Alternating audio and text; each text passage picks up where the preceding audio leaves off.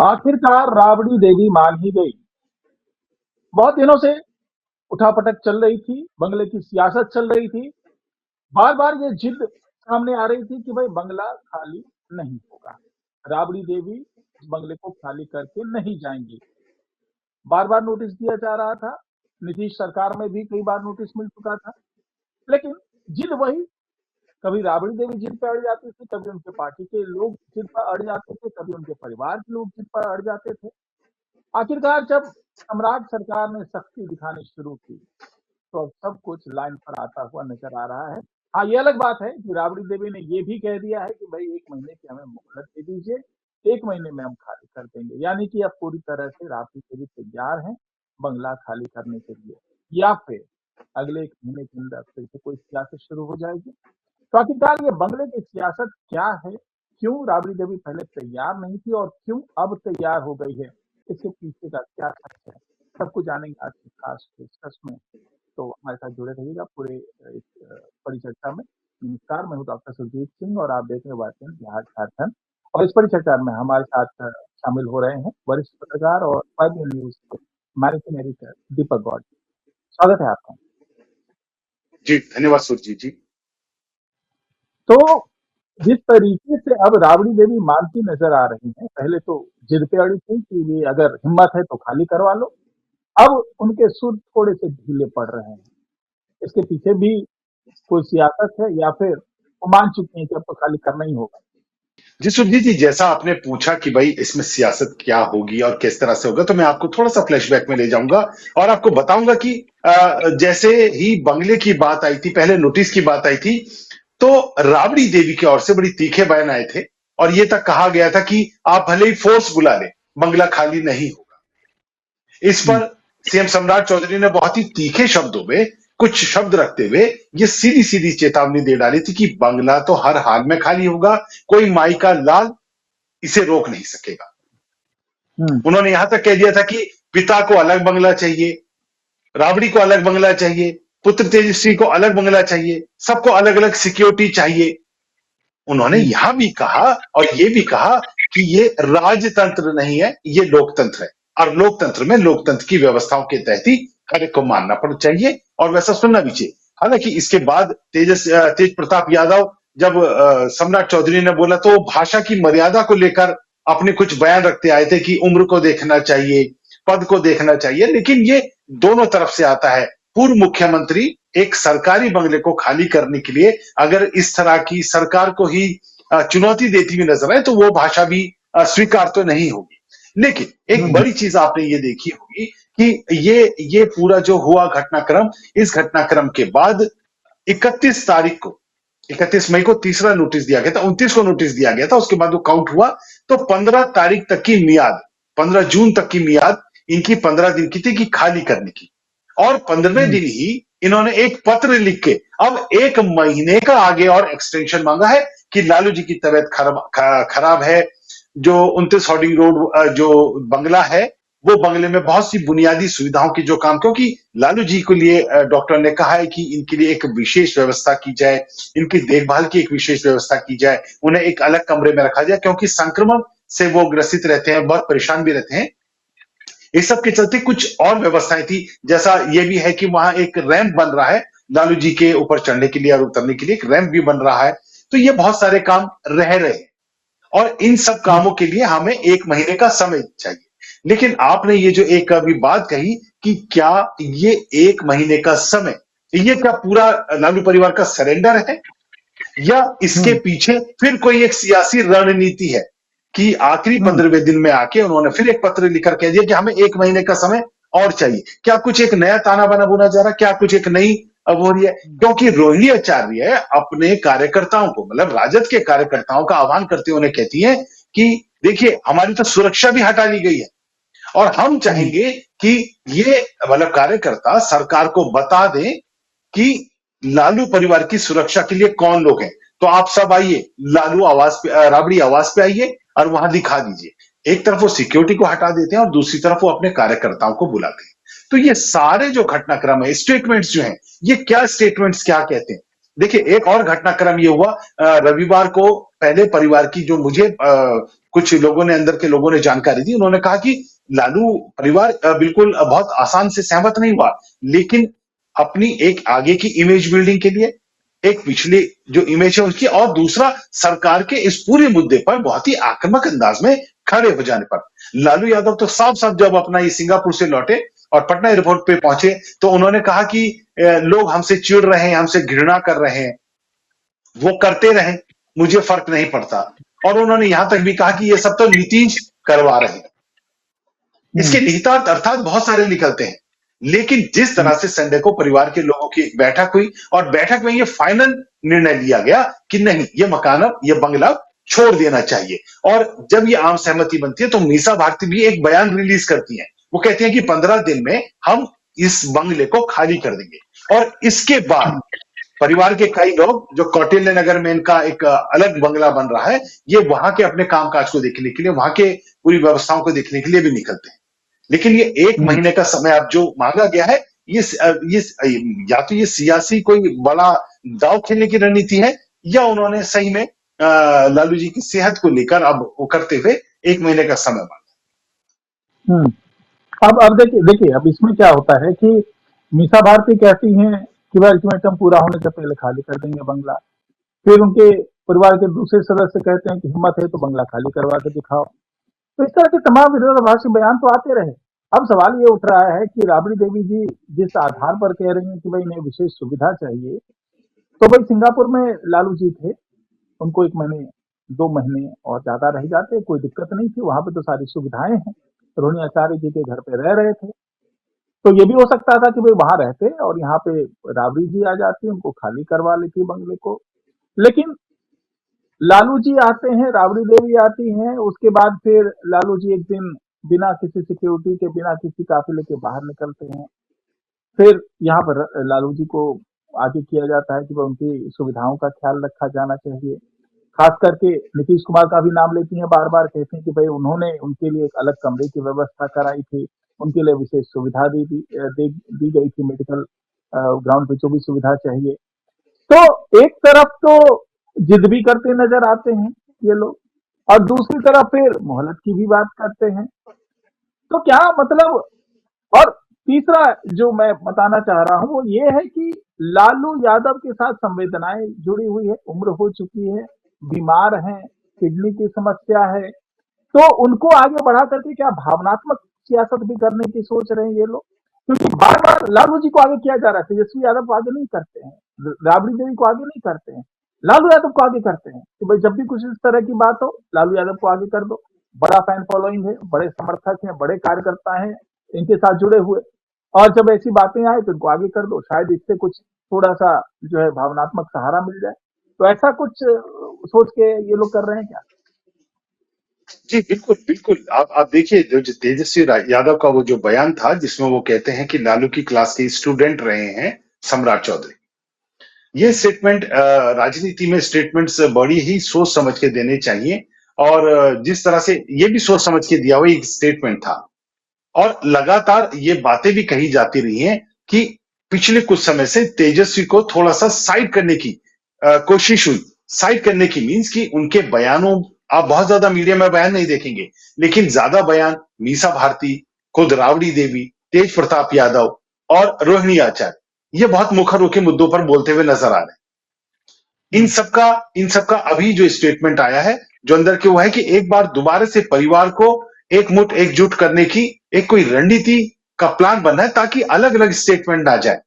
अलग अलग स्टेटमेंट जाने से पहले परिवार की ही ज्यादा बेइज्जती हो रही है, ज्यादा स्थिति उनकी खराब हो रही है, छवि खराब हो रही है। वो परिवार, जिस परिवार में दो मुख्यमंत्री, एक उप मुख्यमंत्री, सांसद और क्या कहते हैं स्वास्थ्य मंत्री रहे हो, और बिहार की राजनीति का धुरी रहने वाला वो परिवार आज इस हाशिए पर नजर आ रहा है कि उन्हें इस तरह की मन्नतें करनी पड़ रही है, गुहार लगानी पड़ रही है।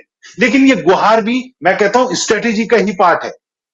आप कुछ समय पहले देखिए किस तरह से पूरा परिवार जो है वो फोर्स बुला लेने की बातें करता था कि फोर्स बुला लीजिए। इसलिए राजनीति में राजनेताओं को अपनी बातें आवेग में आके, भाव में आके, बहुत गुस्से में आके नहीं करनी चाहिए। क्योंकि जब हम्म, समय स्थिर हो जाता है, जब समय थोड़ा सा गुजर जाता है, तो उन बयानों की कॉन्सिक्वेंसीज, उसके दूसरे परिणाम, वो उनको बाद में भुगतने भी पड़ सकते हैं। हम्म, इसलिए राजनेताओं को चाहिए होता है कि वो रादर रादर अपना कोई बहुत आवेग में आके अपने स्टेटमेंट दें, वो समय के साथ या तो चुप्पी साध लें। और ये चुप्पी अभी तेजस्वी यादव साधते हुए नजर आ रहे हैं, क्योंकि वो जान हम्म, रहे हैं कि उनके दिए हुए स्टेटमेंट पे अभी अंदर से भी और बाहर से हर तरफ से तीर चल रहे हैं। तो बेटर है कि कोई ऐसे स्टेटमेंट देके एक नई क्या कहते हैं, नए नए विवाद को जन्म दें। उससे बेहतर है कि वो चुप रहे। हम्म। हाँ, अब बात मतलब आती है, बात जी, अब बात आती है लालू यादव की। तो लालू यादव को कैश करने का पुरजोर, पूरा एक जो प्रयास है वो चल रहा है। रोहिणी हम्म, आचार्य लगातार ये आह्वान करती हैं कि भाई सुरक्षा हटा ली गई है, आप सभी कार्यकर्ता रावड़ी आवाज पे आइए और यहां सुरक्षा बनकर सरकार को बता दीजिए कि किस तरह से हमारी सुरक्षा जो है वो क्या है, कितनी होनी चाहिए, हमारे कार्यकर्ता ही हमारी सुरक्षा है, किस तरह से आह्वान किया जाता है।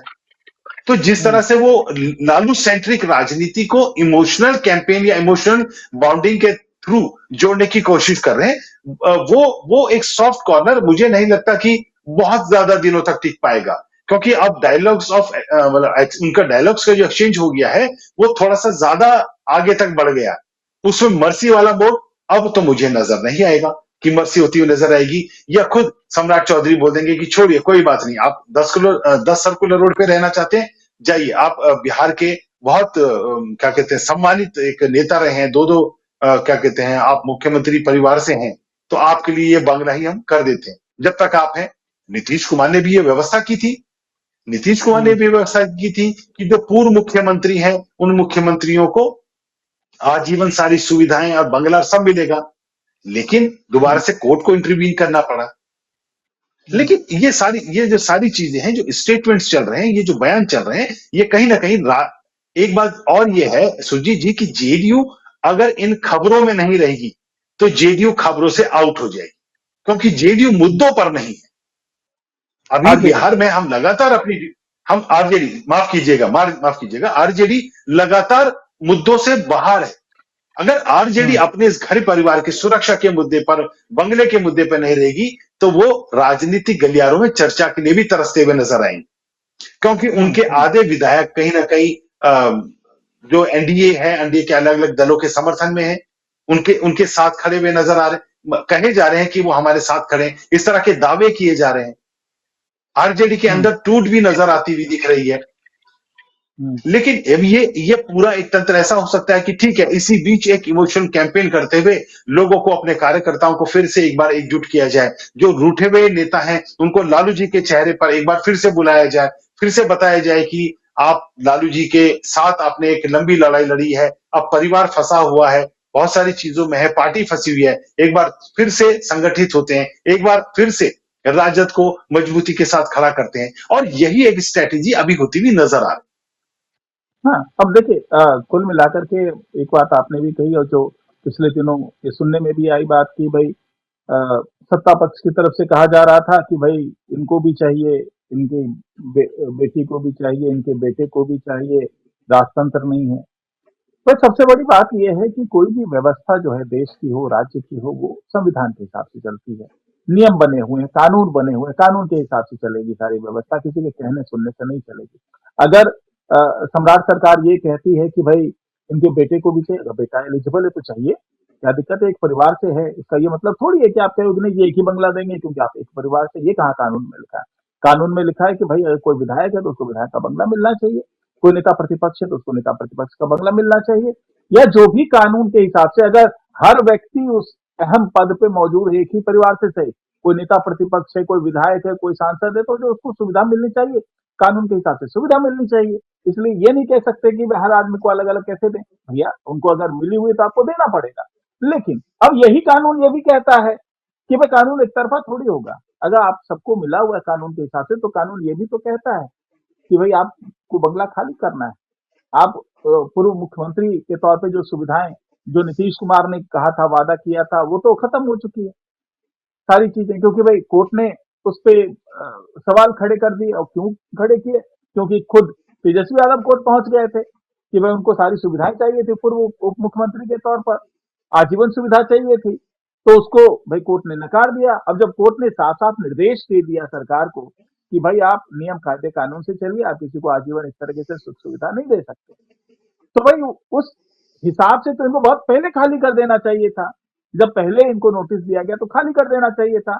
अगर यहीं पे कोई सरकारी अधिकारी होता जिनको कि कोई बंगला अलॉट किया गया था, वो तो जिस दिन ट्रांसफर हुआ उसी दिन खाली कर देना है। अगर वो कहते हैं कि भाई नहीं हमें तो 2 साल और चाहिए, हमारी फैमिली रहेगी, हम कहीं और रहेंगे, ये रहेंगे वो रहेंगे, तो ऐसा नहीं होता है। तो कानून तो सबके लिए बराबर है। और सबसे बड़ी बात यह है कि ऐसा तो है नहीं कि भाई सरकार खर्च कर रही है उस पर, सरकार के पास पैसे कहाँ से आते हैं, आम जनता के पैसे होते हैं।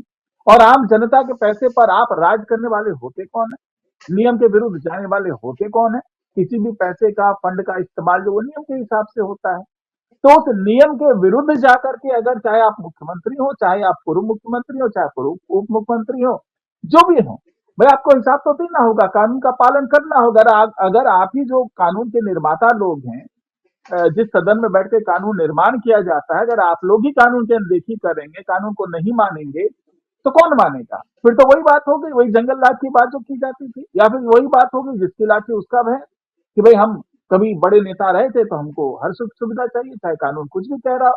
तो एक संदेश भी तो बेहतर जाना चाहिए, और इन लोगों से ये जी अपेक्षा की जाती है कि आप जिस जगह पे हैं, जिस पद पे हैं, तो आप बड़ी जिम्मेदारी पूर्वक आपको कानून का पालन करना चाहिए।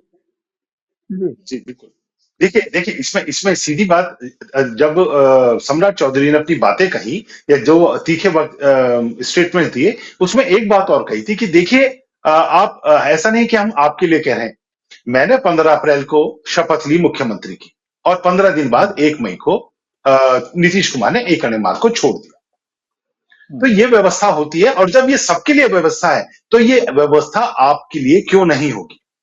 आपको पहला नोटिस दिया जाता है व्यवस्था के तहत, आप इग्नोर करते हैं। आपको दूसरा नोटिस दिया जाता है, आप इग्नोर कर देते हैं। उससे पूर्व में कई बार कहा जाता है, तब आप इग्नोर कर देते हैं। मतलब आप राजशाही चाहते हैं, क्या आप राजतंत्र समझ रहे हैं। अगर लोकतंत्र में लोकतंत्र की व्यवस्थाओं का कोई अनुपालन नहीं करेगा, वो भी वो व्यक्ति जो संवैधानिक पदों पर बैठा रहा हो, लंबे समय तक उन्होंने संवैधानिक पदों पर रहते हुए बहुत से आदेशों का पालन करवाने के लिए कुछ निर्देश आदेश जारी करे होंगे, जब अपने पर आए उन आदेशों की तालीम होते हुए वो खुद बना कर देते हैं कि फोर्स बुला लीजिए। तो ये किस तरह की राजनीति और ये किस तरह का स्टेटमेंट है। इसमें कहीं ना कहीं जो इमेज जो डैमेज हुई है, वो लालू परिवार की फिर से इमेज डैमेज हुई है कि भाई आप आज भी क्या जंगल राजी समझ रहे हैं, आज भी क्या गुंडा राजी समझ रहे हैं कि नहीं खाली करेंगे, नहीं खाली करेंगे। ऐसे स्टेटमेंट आने नहीं चाहिए थे। और मैं दोबारा से कहता हूं, इस समय जो लालू परिवार के जो नीति निर्धारक हैं या जो रणनीतिकार हैं, वो किस तरह से, देखिए या तो ऐसा है कि लालू परिवार बिल्कुल अलग हो गया है और सरकार और आरजेडी वो पूरा तेजस्वी के साथ अलग एक दूसरे तरफ बैठी है। कोई आदमी क्या बोल रहा है बिना किसी, ये लोग आम जन में सार्वजनिक जीवन के लोग आ गए हैं, और ये लोग पदों पे रहे हुए लोग हैं, ये सम्मानित लोग हैं, ये बिहार की जनता के वो लोग हैं जिन्हें इन्हें माई बाप बनाया था। ये लोग अगर इस तरह की बातें करेंगे, वो भी बिना किसी सलाह मशवरा के आवेग में आके बोल जाएंगे, तो इसका दूरगामी परिणाम क्या होंगे। इसके दूरगामी परिणाम यही होंगे कि वो राजद जो कभी सत्ता के शीर्ष पर रहती थी, धीरे धीरे धीरे करके सत्ता के बिल्कुल हाशिए पर नजर आ रही है, और छोटा, अपना कद और छोटा होता हुआ जा रहा है, क्योंकि पार्टी के अंदर घमासान, परिवार के अंदर घमासान, इसे कोई बैलेंस करने वाला ही नहीं है। परिवार के लोगों को चाहिए था, परिवार के बड़े लोगों को चाहिए था, या पार्टी के बड़े लोगों को चाहिए था, या परिवार से जुड़े कुछ बड़े सियासतदानों को चाहिए था कि वो घर परिवार की चीजों को सेटल डाउन करते। और घर परिवार के लोगों को चाहिए था, अगर पार्टी के अंदर कुछ जो घमासान चल रहे हैं उसमें इंटरव्यू करके जो भी एक तंत्र अपना बनाते, कुछ ऐसा होता कि शांति नजर आती पार्टी में भी और परिवार में भी। लेकिन दोनों तरफ ही उथल पथल मचा हुआ है। भाई बहन के लिए कमेंट करता है, बहन भाई के लिए कमेंट करती है, माँ किसी और के लिए कमेंट करती है। तो ये कमेंटिंग का जो हो रहा है, ये अपने परिवार में उलझती रह गई एक पार्टी नजर आ रही है। और लगातार अगर यही जारी रहा तो बड़े दुख के साथ कहना पड़ेगा कि एक ऐसी पार्टी जो गरीबों की पार्टी बनकर सामने आई थी, कुछ ऐसे लोगों की पार्टी बनकर आई थी कि जो अपने आप को बिहार में उपेक्षित समझते थे, आज उनकी आवाज उठाने वाली पार्टी आज अपनी आवाज सही से सुर में सुर नहीं लगा पा रही है, आज अपनी बातें तक नहीं कह पा रही है, और वो पूरा एक बना बनाया एक सियासी संगठन जो था वो पूरा ढेर होता हुआ नजर आएगा। और उसकी उसकी शुरुआत मुझे नजर भी आ रही है। लगातार पार्टी के लोग इस ताक में हैं कि किस तरह दूसरे दलों का हाथ थामकर आने वाली अपनी सियासत को, अपनी राजनीति को, अपने क्षेत्र की राजनीति को और अपने इंडिविजुअल सियासी करियर को किसी तरह बचा लिया जाए। उनकी किसी की भी लॉयल्टी अब ना तो लालू परिवार के सामने नजर आती है। आप पिछले 10 दिनों के अंदर के लालू परिवार के इंटरेक्शन और उनके पक्ष में खड़े नेताओं की स्टेटमेंट देख लीजिए। कितने बड़े नेताओं ने उनके पक्ष में बात कही जो राजद के ही नेता थे, एक शक्ति यादव को छोड़ के, या एक आधा और जो छोट भैया नेता थे उन्होंने कुछ बातें कही होंगी। पर क्या लालू का कुनबा इतना ही रह गया था? क्या राजद का कुनबा इतना ही रह गया था? राजद कितनी बड़ी पार्टी हुआ करती थी, ये किसी को बिहार के लोगों को बताने की जरूरत नहीं है। उनका क्या औरा हुआ करता था, ये किसी को बताने की जरूरत नहीं है। लेकिन आज स्थिति किस लिए खराब हुई? क्या बड़बोलेपन के चक्कर में हुई? क्या ये जो राजशाही वाला अभी भी फील कर रहे हैं लालू परिवार, उसके चक्कर में हुई? क्या महत्वाकांक्षाएं परिवार के लोगों में इतनी ज्यादा हो गई कि एक दूसरे की काट करते हुए जो नजर आ रहे हैं उसके चक्कर में हुई?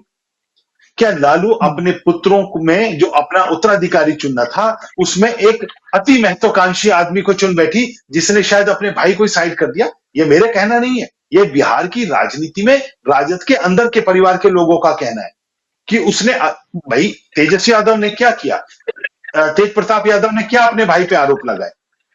लेकिन ये जो सारे आरोप, सारे स्टेटमेंटों को अगर एक एक धागे में पिरोकर देखा जाए तो वो एक सुंदर माला बनती हुई नजर नहीं आ रही है। वो एक ऐसी माला बनती हुई नजर आ रही है जो राजद के डिप के लिए, राजद के घटते स्वरूप में लिए ज्यादा मतलब उसको दिखा रही है। तो आगे कैसे होगा, राजद कैसे दोबारा से संगठित होगी, ये बहुत टफ होने वाला है। बिल्कुल बिल्कुल। आप देखिए, कुल मिलाकर के यही कहेंगे कि जो 10 सर्कुलर रोड की बात है, ये कभी सत्ता का केंद्र हुआ करता था, पावर सेंटर हुआ करता था, और 2 दशक से ज्यादा समय से यहाँ पे जो है राबड़ी देवी यहाँ पे रह रही हैं, और आरजेडी का ये मुख्यालय मान के चलिए कि इस तरह से आरजेडी का पूरा ये पावर सेंटर हुआ करता था। लालू यादव बहुत एक्टिव हुआ करते थे यहाँ से। लेकिन अब जिस तरीके से बंगला खिसकता हुआ नजर आया, हाथ से जाता हुआ नजर आया, तो तड़प होना लाजमी है। लेकिन उस तड़प के कारण आप जिस तरीके से अपनी छवि खराब कर रहे हैं, जिस तरीके से दिखा रहे हैं कि हाँ जी हम तो वही लठैतों वाली पार्टी, जो खासतौर से पिछले दिनों कहा भी था विधायक ने, आरजेडी के विधायक ने, तो लठैतों वाली जी पार्टी का जो एक एग्जाम्पल आप सेट करना चाह रहे हैं, तो वो थोड़ा सा जो है असहज कर रहा है। न केवल पार्टी, मतलब आम जनता को, आम जो राजनेता है उनको, बल्कि जो आरजेडी से जुड़े लोग हैं वो भी थोड़ा असहज महसूस कर रहे हैं कि भाई इस तरह की कम से कम जो बंगले वाली सियासत है वो नहीं होनी चाहिए थी। उससे फायदा तो कुछ नहीं हुआ, बंगला तो जाना ही था, लेकिन उससे नुकसान बहुत बड़ा हो गया, छवि का नुकसान हो गया, और आखिरकार जाना तो पड़ेगा ही। तो फिलहाल आज की पेशकश में इतना ही। हमारे साथ जुड़ने के लिए दीपक जी आपका बहुत बहुत धन्यवाद। धन्यवाद। नमस्कार। धन्यवाद सुरजीत जी।